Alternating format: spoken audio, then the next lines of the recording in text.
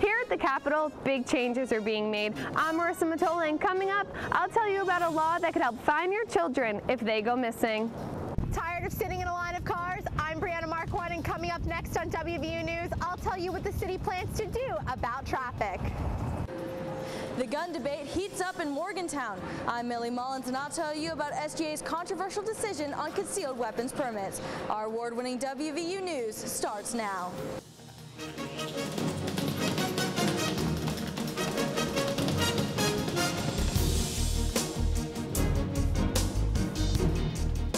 Could your classmates be carrying a deadly weapon? Find out how a student-government agreement could affect your on-campus safety. I'm Haley Clover. And I'm Marissa Matola. The disappearance of a local teen could lead to a monumental change in the state's Amber Alert process. You're watching WVU News, an award-winning newscast produced by television journalism students right here at West Virginia University.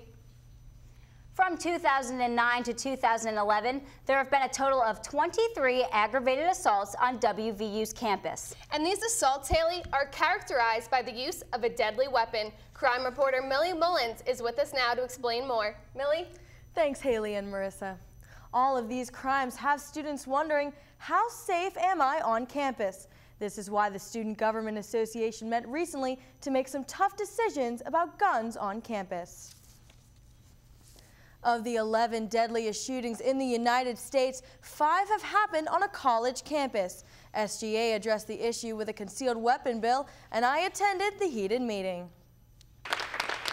The growing debate on gun control has found its way to WVU. The university's current policy says that concealed weapons are not allowed on campus, but WVU's student government recently voted on a bill that would allow concealed weapon carriers to bring their guns to class. I understand that guns are not for everyone, and I respect that. If people are intimidated by them, I respect that. But I also don't believe that their decision to not support them should affect my decision on being able to legally and safely carry them and defend myself in the unfortunate incident that I would be approached by multiple or single assailant. Due to last-minute discussion of the bill and confusion on the voting process, the bill was first passed but then later rejected. 2 SGA members did not participate in the vote. And I think something like this, because the university is intricately tied both with the state and Morgantown, it would need conversation from the entire student body as well as an open forum that any citizen of the city or the state could attend. In 23 states, the decision to allow or ban concealed weapons on campuses are made by individual colleges and universities. West Virginia is one of those states. SGA Attorney General Catherine Baumkamp explained the revote. There was an issue on whether we were going to take this as a majority vote or 2/3, and in the past we have always taken it as a 2/3 vote, and with the numbers that were presented to me, that constituted a 2/3 vote. A tweet from SGA later confirmed that the bill passed in a 7-6 vote. The decision remains controversial due to the lack of legislative power the bill holds, as SGA can only support concealed weapon legislation, not enforce it. A recent statement by SGA President-elect Ryan Campion explains that the bill will expire next week and will be placed on the new administration's agenda. Haley and Marissa, back to you. Thanks, Millie. Skylar Neese's body has been identified. The Star City teen has been missing since July and was recently found in Greensboro, Pennsylvania. I went down to Charleston to learn about a law her family is fighting for that could improve the Amber Alert system and help stop tragedies like this one from ever happening again. David Neese, father of Skylar Neese, is leading in the efforts in making sure a tragedy like this never happens again. Now lawmakers in Charleston are working on a bill that would expand the criteria for issuing an Amber Alert. Miranda Quinn is one of the parents who is supporting the proposed bill. I just can't imagine the emotions that other parents go through when their children go missing, but it would, I'd want the police to have any resources that they, use any resources they could that they had available. At the time of Skylar Neese's disappearance, she was declared a runaway. Currently, an Amber Alert is only issued if a child is believed to be abducted and in danger of death or serious harm. Delegate Charlene Marshall wants to expand the law. So that time is of the essence. You should get things moving as soon as possible. That's the same way I feel about a child being missing or if they are abducted. Skylars Law moved unanimously through the House Judiciary Committee. Now it will go on the House floor for its first reading. In order for the bill to pass the House floor, 51 out of the 100 delegates would have to support the bill. I would just think if all the delegates have a heart, they have children, grandchildren, relatives that could fit in this category, and how could you deny? In a statement to the Capitol, Skylar's dad says, "Please allow for this bill to be debated on the floor so other families may not have to go through this horrible ordeal. If the bill does make it through the House floor, it would then be sent to the Senate before it could become a law." The bill will be voted on by the end of the West Virginia legislative session, which ends April 13th. While lawmakers are working to keep children safe, a groundbreaking breast cancer drug is giving patients everywhere a little bit of hope. There are approximately 41,000 deaths from breast cancer every year, and in the U.S. alone, 1 in every 8 women will develop the disease. The FDA has recently approved a new drug known as Kadcyla that will limit side effects such as hair loss and nausea. The drug is available for patients with a specific cancer-aggressive protein. Only about 25% of patients will qualify for the new drug and can purchase it for $10,000 per dose. The city of Morgantown is gearing up to make some changes as well. Economic development reporter Brianna Marquand is with us live in the studio to discuss a solution for the city's traffic problems. Brianna? Thanks, Haley and Marissa. Tired of seeing construction and lines of traffic during your morning commute? I recently spoke to city planners who hope to improve the city's roadways. Morgantown streets are constantly at a standstill. Traffic lines have some residents spending more time in their cars and making their commute a hassle. It's pretty hectic. I leave for work, it should only take me 10 minutes, but it takes me between 20 and 30. I hate it. It's okay, but right by the college is horrible. The city of Morgantown has over 30,000 people in an 11 square mile radius, making traffic an issue. The city has almost $400,000 put aside in the budget to help fix the roadway infrastructure. Executive Director of the Morgantown Planning Organization, Bill Austin, says there are plans in place to fix the roads. In the process of completing our long-range transportation plan for the area, which has a variety of strategies to address transportation issues within the area. The plan includes widening the roadways, improving intersections, and encouraging people to use other forms of transportation. Austin says the traffic is a direct reflection of the booming economy in Morgantown. Communities that are not successful economically don't have traffic problems. In the past, Morgantown has won awards for being one of the best small cities to live in, and because of that, some residents are willing to put up with the traffic. Traffic doesn't really bother me anymore. I've been here for a while, and it's just one of those daily things you have to deal with. It's going to be there, you're going to have it. You typically know what times it's going to be around, and you can try and dodge it, but you just have to deal with it. I'm used to it. It doesn't bother me. Officials say that some of the road updates will be completed by this summer. The most noticeable improvement can be seen on the Mile Ground, where construction has started to implement a new roundabout system. Haley and Marissa, back to you. As the city continues to study traffic plans, a new study looks into why breakfast really is the most important meal of the day.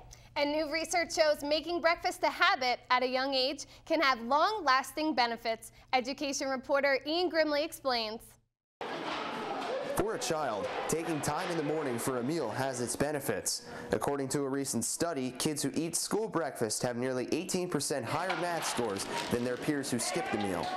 North Elementary cafeteria worker Erica Moore says they have a good representation of kids participating in the breakfast program. For breakfast, we have anywhere from $275 to $300, and that's for hot and to-go bags. The study also found that school children who ate breakfast missed about 2 less school days than those who did not. WVU Community Nutrition Advisor Jess Brantner says school-issued breakfasts are more stable.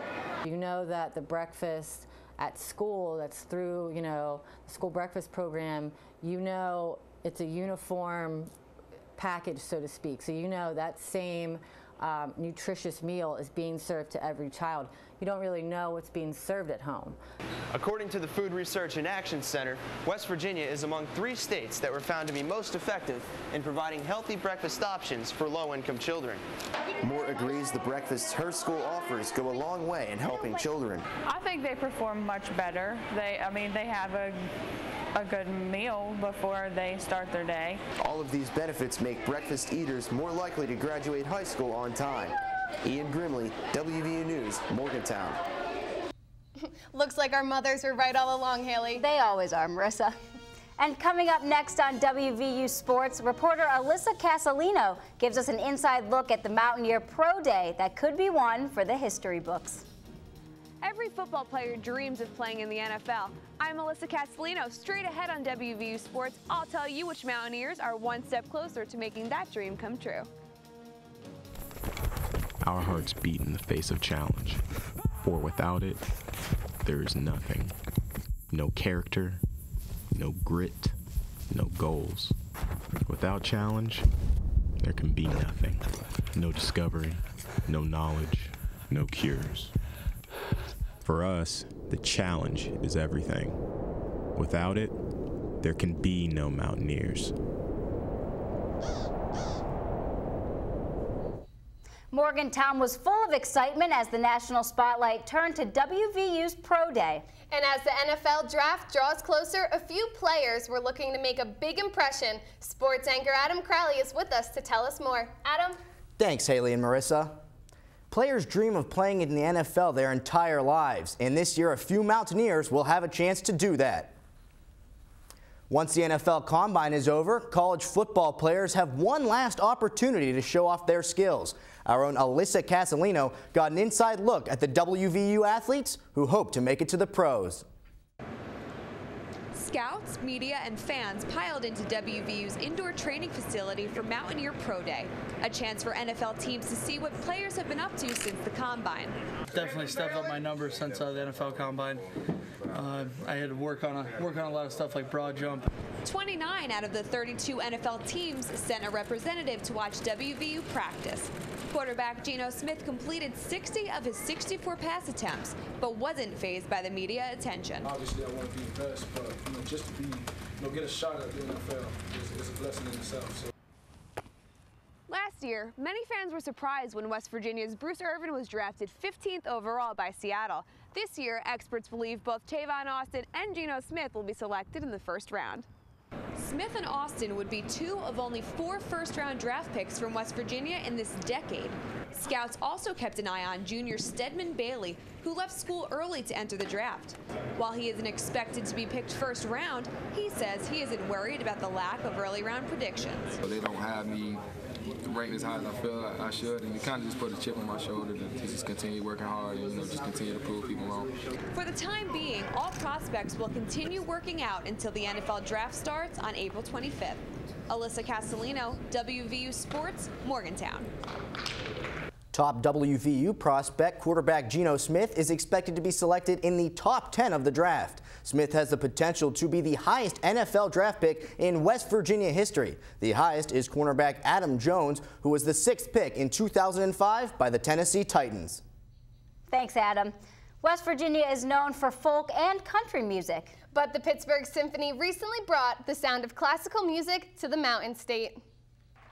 100 musicians thrilled the audience with the sounds of Star Wars, Harry Potter, and more as the Pittsburgh Symphony took a break from its worldwide tour to make its annual stop in Morgantown. The concert was accompanied by a costume contest where audience members and even the conductor dressed up, making it a night to remember for everyone. It's such a treat to have the Pittsburgh Symphony come and play for us every year, Marissa. It really is, Haley. What a wonderful night of music for everyone.